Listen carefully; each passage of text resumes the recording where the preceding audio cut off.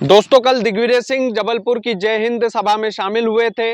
दिग्विजय सिंह जब कार्यक्रम स्थल पर आए तो बकायदा मंच से ये ऐलान हुआ कि हमारे बीच दिग्विजय सिंह जो पूर्व मुख्यमंत्री है वो आ चुके हैं। लेकिन मंच से ये जब ऐलान हुआ तो सबको इस बात का अंदाजा था कि दिग्विजय सिंह मंच पर चढ़कर बैठेंगे।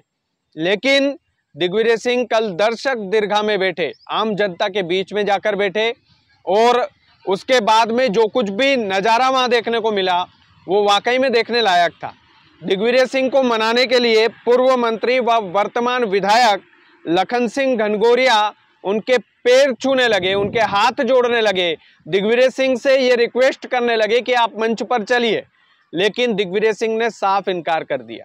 अब इनकार करने की वजह भी आपको बताते हैं। दरअसल ग्वालियर में कांग्रेस का एक कार्यक्रम था, संविधान बचाओ कार्यक्रम।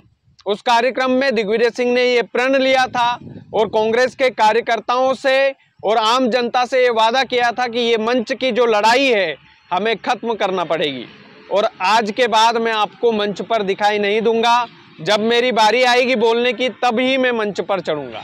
और उसके बाद में दिग्विजय सिंह जनसभा में पहुंचे थे। जबलपुर जय हिंद कार्यक्रम था, जय हिंद सभा का जो कार्यक्रम है उसमें दिग्विजय सिंह पहुंचे और बकायदा नीचे जाकर के बैठे। जैसा कि उन्होंने ग्वालियर में वादा किया था तो लोगों को यकीन करना थोड़ा सा मुश्किल हो गया था कि क्या वाकई में दिग्विजय सिंह अब मंच पर नहीं बैठेंगे।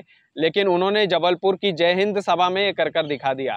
उसके बाद में कांग्रेसियों में एक तरीके से उत्साह भी है। कांग्रेसी उन्हें उनकी तुलना गांधी से करने लगे।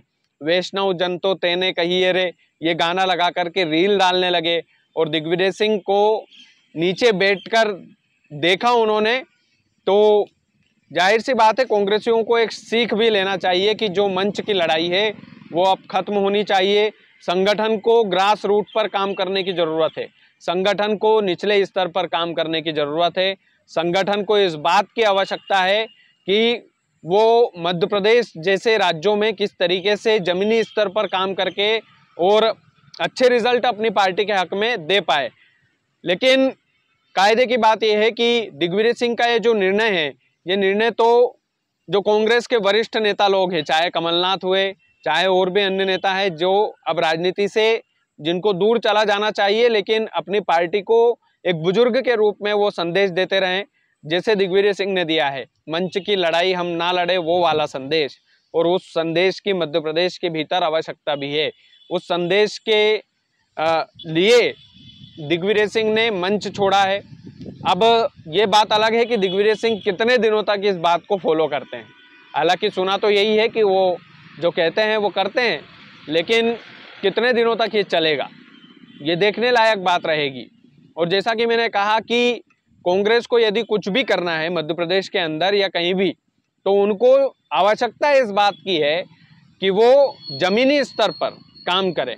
अपने 78 साल के नेता दिग्विजय सिंह से वो सीखें कि मंच की लड़ाई उन्होंने देर कर दी, कि मंच की जो उन्होंने काफ़ी देर कर दी कि जो मंच की लड़ाई है हम नीचे बैठ कर के सभा को सुनेंगे।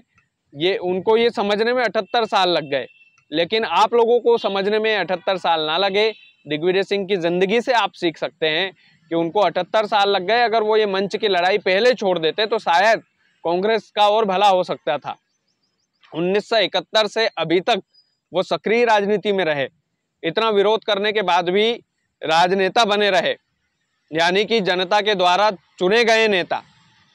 कभी सांसद रहे, कभी विधायक रहे, कभी मंत्री रहे, कभी मुख्यमंत्री रहे, कभी राज्यसभा सांसद रहे, अभी भी राज्यसभा सांसद है। तो उनकी कुर्सी के लिए उन्होंने खूब लड़ाई लड़ी। लेकिन कहीं ना कहीं इस बात में ये सच है कि अगर ये मंच की लड़ाई खत्म करने की वो पहले सोच लेते तो शायद कांग्रेस का भविष्य आज उज्जवल होता। तो इस बात में भी सच्चाई है। लेकिन देर आए दुरुस्त आए। जो नए कार्यकर्ता हैं उनको सीखना चाहिए कि हमारे नेता दिग्विजय सिंह ने मंच की लड़ाई छोड़ी है तो हमें भी मंच के लिए लड़ना नहीं है। अगर हमें वहाँ नहीं बैठाया जाता है या नहीं बुलाया जाता है तो हमें बागी नहीं बनना है, हमें बुरा नहीं मानना है जिस तरीके से ज्योतिरादित्य सिंधिया ने बुरा माना। तो ये तमाम सारी चीज़ें हैं और इस बात में एक संदेश था। दिग्विजय सिंह की आंखों में वो नमी दिखी थी।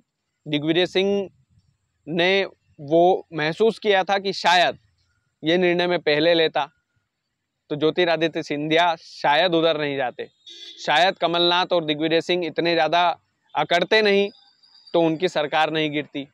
लेकिन वही बात है कि ठोकर खाकर ठाकुर बनता है आदमी।